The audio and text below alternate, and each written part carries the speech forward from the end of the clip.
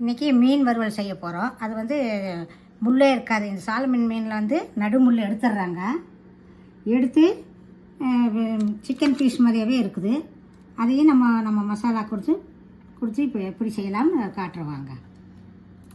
ஒரு spoon ginger பொடி, பூண்டு பொடி ஒன்று, கொஞ்சம் எல்லாம் ஒவ்வொரு ஸ்பூன், கொஞ்சம் அளவான உப்பு, கார்ன்ஃப்ளவர் மாவு 1 ஸ்பூன், மீன் மசாலா 2 ஸ்பூன், குருமிளகு பொடி கொஞ்சம் ஒரு துளி வச்சு இதெல்லாம் 3 கலக்கி ஒரு அரை மணி நேரம் வச்சிடணும். வச்சுட்டு இதில் முள்ளே இருக்காது. மீன் குழந்தைங்க நல்லா விரும்பி சாப்பிடுவாங்க. நம்ம ஊரில் கிடைக்கிறதே என்னமோ தெரியாது கோயம்புத்தூரில். இது வந்து நாங்கள் இங்கே சிக்காகோவில் இருக்கிறனால இது உங்களுக்கு செஞ்சு காட்டுறோம். இப்போ செஞ்சு காட்டுறோம் பாருங்கள். கொஞ்சம் இதெல்லாம் போட்டோம்னா சில்லி மாதிரியே இருக்கும். போட்டு எல்லாம் மீனும் போட்டு நல்லா கலக்கி ஒரு அரை மணி நேரம் வச்சிடணும். குழந்தைங்க முள் இல்லாமல் சாப்பிட்டுக்குங்க.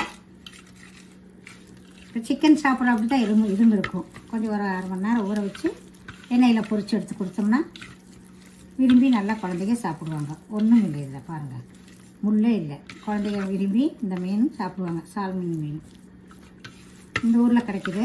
கோயம்புத்தூரில் நல்லா கிடைக்குதுன்னு தெரியல, பார்க்கலாம். இது அரை மணி நேரம் ஊறட்டும். பாருங்கள், அரை மணி நேரம் ஊறணும். போகிறோம் சால் மீன் வறுக்க போகிறோம். இது நல்லெண்ணெய், நல்லெண்ணெய் ஊற்றி சால் மீனை வறுக்க போகிறோம். எண்ணெய் காயுது பாருங்கள், சவுட்டி வச்சதெல்லாம் இருக்குது. எண்ணெய் காயுது.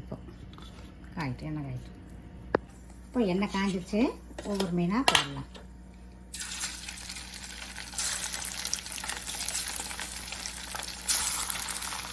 ஒரு 5 மீன் போட்டுருக்கேன்.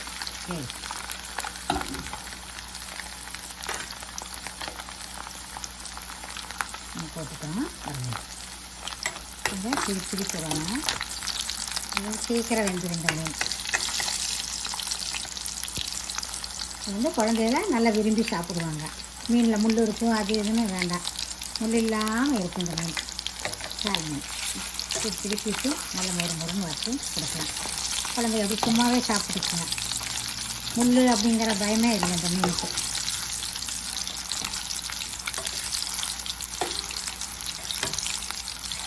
மீனுக்கு பிடிச்சி போட்டுக்கிறேன். நல்லா வேலைக்கு இது வந்து